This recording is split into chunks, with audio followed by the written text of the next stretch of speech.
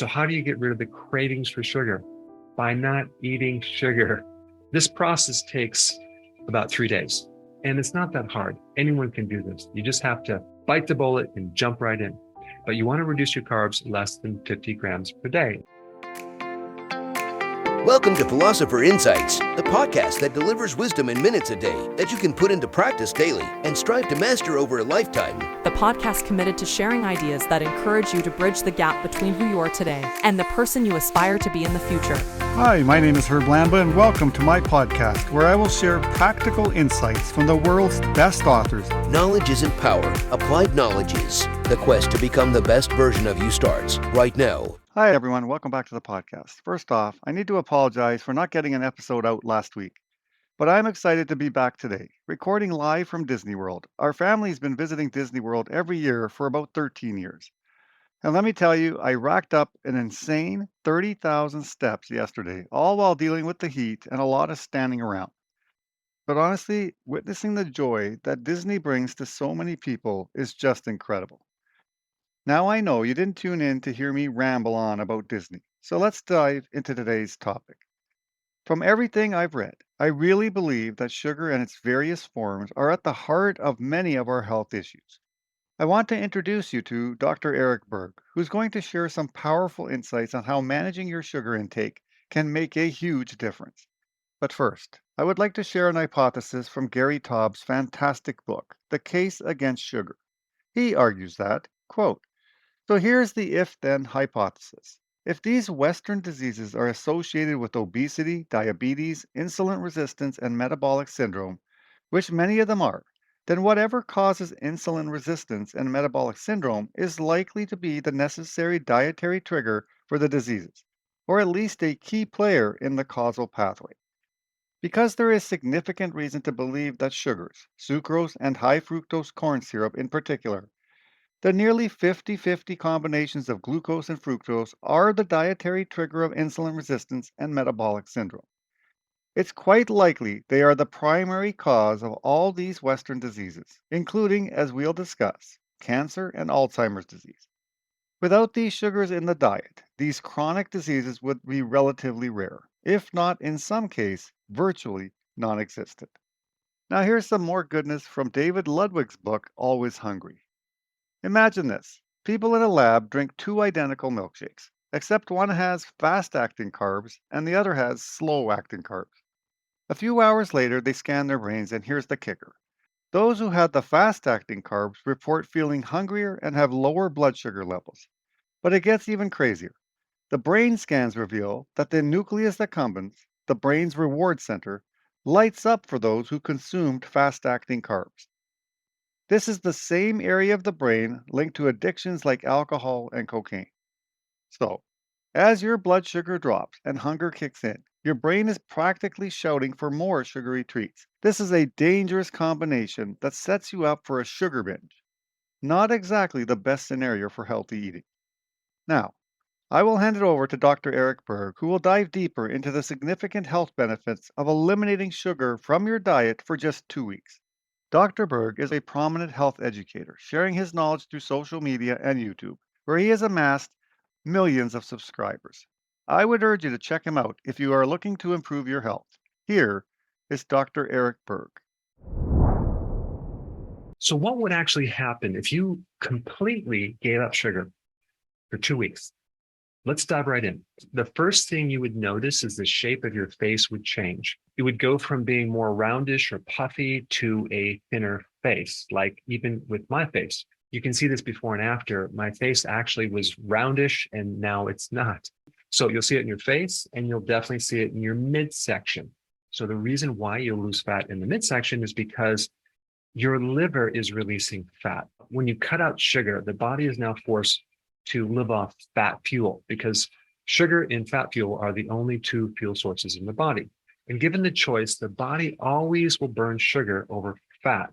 When you cut that sugar out, you're left only with the fat fuel, forcing your body to use up the fat reserves, starting with your liver. All right, the second thing that's going to happen, there's 4 main organs that are going to be affected when you cut out sugar, more than other organs, okay?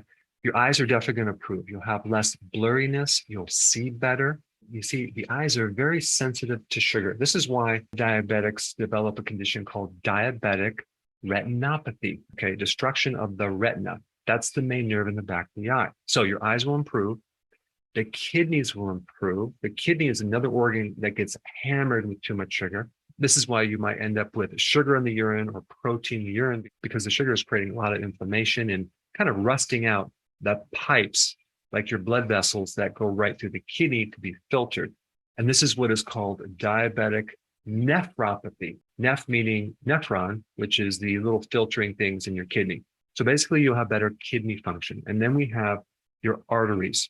If there's too much sugar, they call that diabetic artery disease or vascular disease. And so when you cut the sugar out, the inflammation in your arteries, all that rusting effect by that excess glucose will kind of start healing again. And because sugar not only converts to fat, but cholesterol too, you'll see your cholesterol values improve dramatically.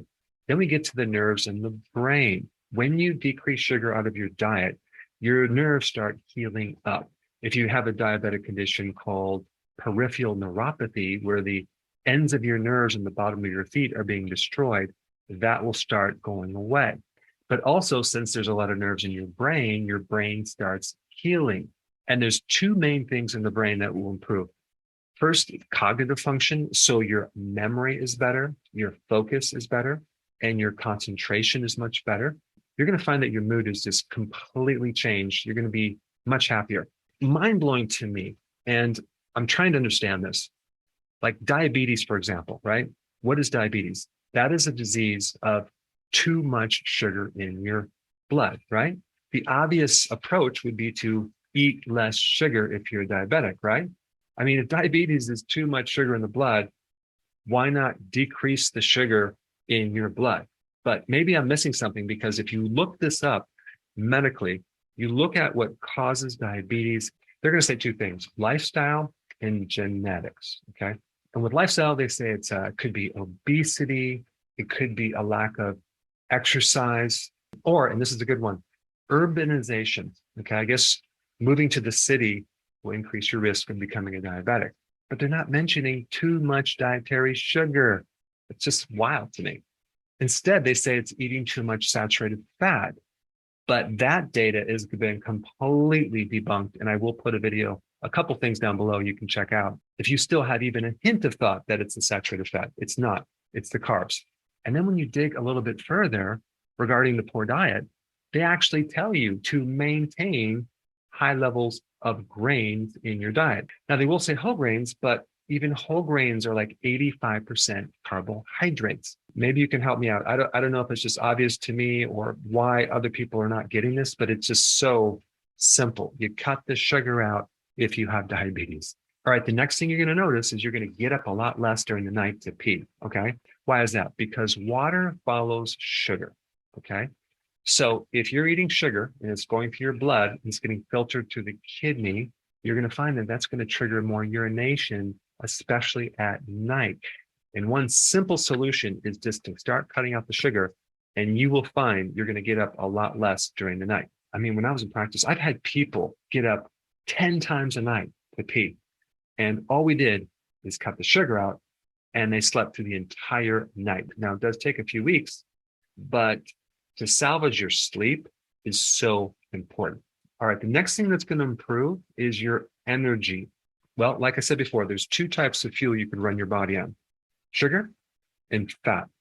When you give up the sugar, your body is forced to burn your fat. Well, guess what? Your body has a lot more calories from fat than sugar. And I'm talking about stored sugar and stored fat. On average, even a thin person is carrying around about 100,000 calories of fat compared to like 1,700 calories of stored sugar. So if we were to give you an analogy, it would be like having this huge car battery to run on versus this little AAA battery. If you're going to run your entire body on this little AAA battery, you're going to be constantly hungry, craving, ups and down with your energy.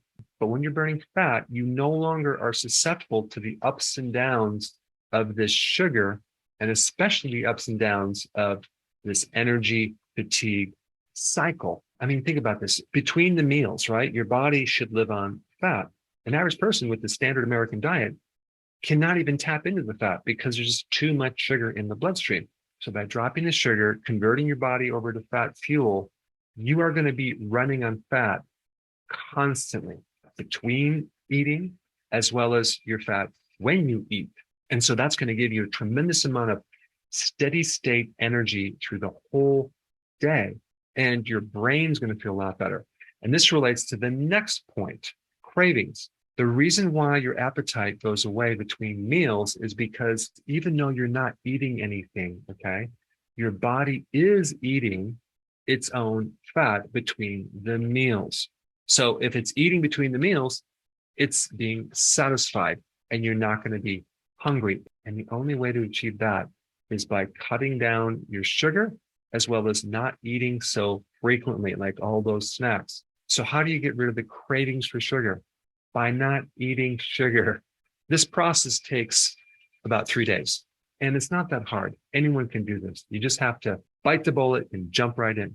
But you want to reduce your carbs less than 50 grams per day. And that includes the fruits. It includes honey and a lot of the other hidden sugars as other carbs, like the bread, pasta, cereal, crackers, biscuits, waffles, things like that.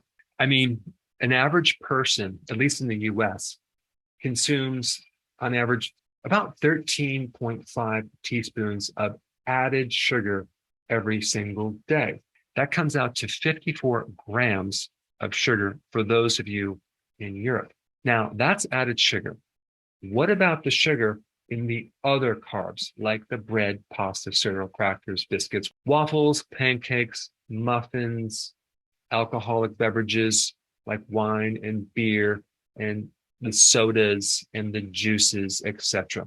That comes out to about a half a pound of actual sugar every single day. That's 275 grams of sugar. That's 68.75 teaspoons of sugar. So this added sugar thing is just the tip of the iceberg. It's all these other carbs that turn into sugar that is making a huge problem for your body. So this is why when you make this change and you start switching to fat burning, you start feeling so good. I mean, just the improvements in your mood and cognitive improvements is just going to be amazing. You're just going to feel really good. Not to mention look a lot better with your clothes fitting better, your face not so round, and not craving sugar. That's going to be huge. Now, when you cut out sugar, your inflammation, pain, and stiffness is going to also improve. Your arteries are going to be less stiff, which means your blood pressure is going to come down tremendously. So the need for medication becomes a lot less. And since anti-inflammatory medications are so popular nowadays, you'll be able to hopefully come off that medication as well because your inflammation is going to come down. And I'm talking about inflammation in the inside of your tissues, inside the arteries, inside your eyes, inside your kidneys, inside the nervous system, like the stuff that you can't really see, that will improve. You see, the inflammation deep inside the arteries are actually making the artery walls thicker, okay? The thicker the walls, the less space you have for blood to travel, and the more susceptible you are to getting things like clogged arteries. So what you're doing when you're giving up sugar is you're allowing more blood flow to get to the tissues. All right, so number 7, and this is the obvious one, you're going to lose more weight, but not actually just weight, actual fat, which would be a really new concept for many people. Now, you will lose a lot of water weight initially because, like I said before, wherever there's glucose, I'm talking about stored glucose as glycogen, you're going to also store 3 times the amount of water. So stored sugar is basically a fluid-filled sponge, and you'll lose at least 13 pounds in the first 1 to 2 weeks just by cutting out the sugar. And that's important, but the bigger thing is you actually get to tap into your actual fat and start losing weight. And think about all the other benefits of just losing weight and being able to do something that's effective. If you try to do a diet with too many carbs, boy, you're just going uphill, not to mention trying to lose weight with all the cravings and the hunger. It's going to be torture and impossible to do it any period of time. I mean, I think for some people, they may not know this, but carbs convert to fat and cholesterol. Okay. Most of the fat in your liver came from carbohydrates. And I'm not talking about salad carbohydrates. I'm talking about the grains, the breads, the pasta, the starch, the potatoes, etc. All right. The next benefit is your skin. Your acne is going to improve. Your dermatitis, like the red rashes on the skin, will improve because we're basically dropping inflammation everywhere, including on your skin. In fact, that's one of the things that changes the shape of your face because there's less inflammation and puffiness around your eyes, on your cheeks. And many people are not connecting the dots that puffy face is excessive carbohydrates. And the last benefit, and I really want to explain this, okay? And I saved this for the last. You are going to improve something at the heart of most health problems that people have, and that is insulin resistance. Let me explain what insulin resistance is. First of all, you have to realize that insulin is a hormone triggered by sugar, okay, and carbs. And so they both kind of go hand in hand. When you increase insulin, it's because of the carbohydrates. So when your body develops a resistance to anything, it's rejecting that thing, okay? Now you can also have glucose intolerance, which is a form of resistance, right? So this is all about receptors in your body, okay, when you're receiving certain things. So when you consume a lot of sugar over time, your body is resisting that, and the sugar does not connect anymore because the body is putting up a barrier. It's becoming very intolerant. Same thing with insulin, right? If there's too much insulin, that's very, very toxic and dangerous in the body, so your body develops a resistance against it. Now, to solve this problem, our body just basically makes more insulin to penetrate this resistance, this barrier. So we have a situation where we have a lot of insulin being produced in the body, thus all the extra side effects that I just mentioned, because a lot of those are not just high glucose, they're high insulin as well, but also at the cell level, we have this deficiency of insulin situation, which also creates other problems. But eventually what happens is the pancreas that's pumping out all this insulin gets so tired, it can't compensate for this barrier or this resistance. So then it gets tired and it stops producing as much insulin. And this is when you get pre-diabetes and diabetes no longer compensating for the situation.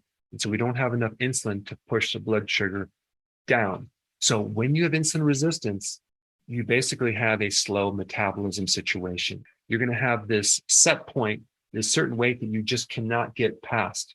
Let's say it's 160 pounds. You can diet, you can exercise, your body will not let you get below that certain weight. And this insulin is needed for other things like the absorption of potassium, the absorption of magnesium, the absorption of vitamin B1, the absorption of calcium, and many other nutrients, like even vitamin D. So by cutting out sugar, you improve insulin resistance and you increase your absorption of all these nutrients, including amino acids, to build proteins. So if you had atrophy before that looks like cellulite on your legs or your butt, all of a sudden that starts improving. You get more muscle and you get a better body shape. Getting rid of this insulin resistance problem helps fatty liver. It helps decrease your risk for heart disease, a stroke, and even cancer. You've been listening to Philosopher Insights with your host, Herb Lambert. If you enjoyed this episode and you'd like to support the podcast, please share it with others, post about it on social media, or leave a rating and review. Thanks again, and I'll see you next time.